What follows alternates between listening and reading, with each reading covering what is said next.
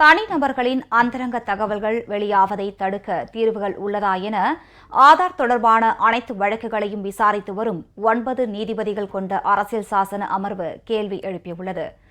அரசின் நலத்திட்ட உதவிகள் மற்றும் சேவைகளை பெறுவதற்கு ஆதார் அட்டை அவசியம் என மத்திய அரசு அறிவித்த நிலையில் குடிமக்களின் அந்தரங்க உரிமைகள் இதன் மூலம் வெளியாவதாக உச்சநீதிமன்றத்தில் வழக்கு தொடரப்பட்டது.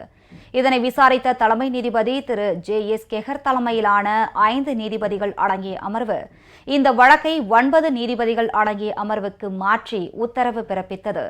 அதன்படி நேற்று இந்த வழக்கு விசாரணைக்கு வந்தது. இன்றும் விசாரணை நடைபெற்று வருகிறது. இந்நிலையில் தனிநபர்களின் அந்தரங்க தகவல்கள் வெளியாவதை தடுக்க தீர்வுகள் உள்ளதா என 9 நீதிபதிகள் கொண்ட அரசியல் சாசன அமர்வு கேள்வி எழுப்பியுள்ளது. பழந்தமிழ் கலைகள் அழியாமல் காக்க இளம் தலைமுறையினரும் இதில் ஆர்வம் காட்டி வருகின்றனர். மங்கி மறைந்து போன காளியாட்டம், கருப்பசாமி ஆட்டம் போன்றவற்றிற்கும் உயிரூட்டி பாதுகாத்து வருகின்றனர் படித்த பட்டதாரி இளைஞர்கள். இந்த கலைகளை அழியாமல் காத்து வரும் இளம் தலைமுறையினர் பற்றிய ஒரு செய்தி தொகுப்பு. இசை என்பது தமிழ் இசை. பழந்தமிழ் மக்கள் வேறு இன மக்களுடன் நெருங்கிய தொடர்பு கொள்வதற்கு முன்பே இசையும் அதோடு இசைக்கூத்தும் வளரத் தொடங்கின. தமிழ் இசையில் பல இசைகள் இருந்தாலும் நாட்டுப்புற இசை கலை இன்றும் தமிழர்களின் வாழ்வியலோடு பின்னி பிணைந்தே உள்ளது. அதனால்தான் இசையால் மயங்காதோர் எவருமுண்டோ என கேட்கும் அளவுக்கு இசை நமது நாடி நரம்புகளில் ஒன்றாகவே கலந்துள்ளது.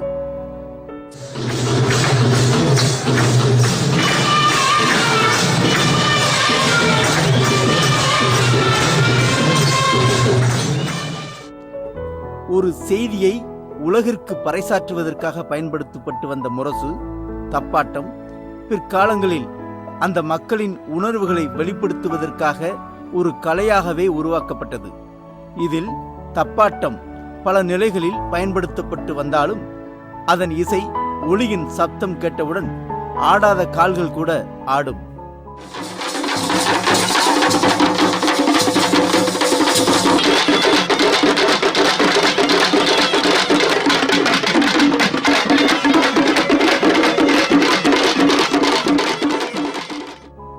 டிஸ்கோ, ராப், பாப் என மேற்கத்திய கலாச்சார நடனங்கள் என்னதான் இன்றைய இளைஞர்களின் மோகமாக இருந்தாலும் நமது தமிழர்களின் பாரம்பரிய கலைகளான கரகாட்டம், காவடி ஆட்டம், ஒயிலாட்டம், தேவராட்டம், பொய்க்கால் குதிரை என பல்வேறு கலைகளுக்கான மவுசு இன்னும் நீடித்துக் கொண்டேதான் இருக்கிறது. இதில் குடக்கூத்து எனப்படும் கரகாட்டம் தலையில் கரகத்தை வைத்துக் கொண்டு அதன் போக்கில் உடலை வளைத்து நுணுக்கமாக ஆடக்கூடிய கலை. ஒரு காலத்தில் பெண்கள் மட்டுமே ஆடி வந்த இந்த கலை அதன்பால் ஈர்க்கப்பட்டு காலப்போக்கில் இருபாலரும் ஆடக்கூடிய சிறந்த கலையாகவே உருவெடுத்துள்ளது.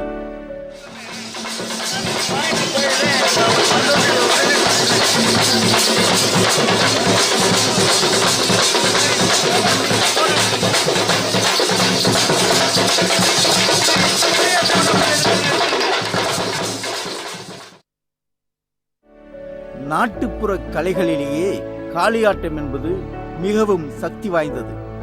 இந்த ஆட்டத்தை கட்டுவதற்கு ஆண்கள் மட்டுமே சரியான தேர்வாக இருக்கும் என கருதி காளியாட்டமாக இருந்தாலும் ஆண்கள் தான் ஆடி வந்தார்கள். ஆனால் இன்று படித்த பட்டதாரி பெண்கள் கூட இந்த ஆட்டத்தால் கவரப்பட்டு காளியாட்டத்தை முறையாக கற்று மெய்சிலிர்க்கும் வகையில் தங்கள் திறமையை வெளிப்படுத்தி வருகின்றனர். இந்த கலையை மற்றவர்களுக்கும் கற்பித்தும் வருகிறார் பட்டதாரி பெண்ணான திருமதி மரகதம்.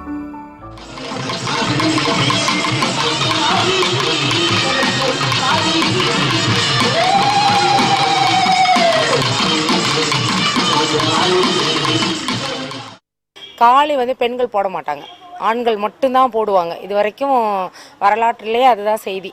அதை முறியடித்து பெண்களாலையும் போட முடியும், போடலாம் அப்படிங்கிறத நான் நிரூபித்து இது வரைக்கும் அந்த காளியாட்டம் எல்லா கோவில் திருவிழாக்கள் இந்த மாதிரி அரசு விழாக்கள் எல்லாத்துலேயும் நான் பண்ணிகிட்ருக்கேன். பொதுவாகவே அது அசுரனை அழிக்கிறதா தான். தேவர்களுக்கு அசுரன் தொல்லை கொடுக்கும்போது அந்த காளி அழிச்சதா மகிஷாசுர வர்தினிலாம் அதுதான் இது ஒவ்வொரு இடங்கள்லையும் இந்த மாதிரி காளி போடும்போது கெட்ட சக்தியில் ஒழிஞ்சு நல்ல அருள் கிடைக்கும் அப்படிங்கிறது நம்பிக்கை.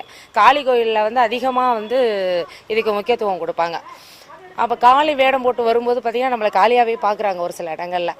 அது ஆடி நல்ல வாக்கு கொடுத்தது, நல்ல மகிழ்ச்சியாக அந்த எந்த தடங்களும் இல்லாமல் இருந்தால் அந்த ஆண்டு அந்த ஊரினுடைய எல்லாமே செழிப்பாக நடக்கும் அப்படின்னு சொல்கிற மக்கள்கிட்ட ஒரு நம்பிக்கை இருக்குது. தீயவற்றை விரட்டி நற்குணங்களை மக்களுக்கு புகட்டும் வகையிலான கருப்பசாமி ஆட்டம் ஒரு கலையாகவே இன்றும் நடத்தப்பட்டு வருகிறது. இது கலை மட்டுமல்ல, தனது உயிர் மூச்சு என்கிறார் இக்கலையை கடந்த 10 ஆண்டுகளுக்கு மேலாக நடத்தி வரும் திரு மாதவன்.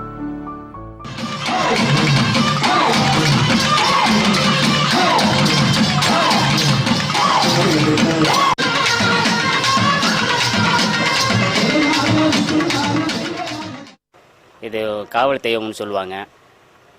இன்னும் 10 ஆண்டு காலமாக இதை ஆடிக்கிறேன். எனக்கு இதுதான் உயிர் மூச்சு. இந்த கலையை தான் அழிஞ்சு போகிற கலையை நாங்கள் வளர்த்து கொண்டு வரோம் எல்லாருமே. பாரம்பரிய கலைகளை பாதுகாத்து நமது அடுத்த சந்ததிகளுக்கு எடுத்துச் செல்ல வேண்டும் என்ற உயர்ந்த நோக்கில் இன்றைய இளைஞர்கள் இக்கலையின் மீது கொண்ட ஆர்வத்தால் தாங்களாகவே முன்வந்து முறையாக பயிற்சியும் பெற்று வருகின்றனர். இந்த கலையை அழியாமல் பாதுகாக்கும் என்ற நம்பிக்கை இருப்பதாக கூறுகிறார் பாரம்பரிய இசைக்கலைஞர் திரு பாண்டி.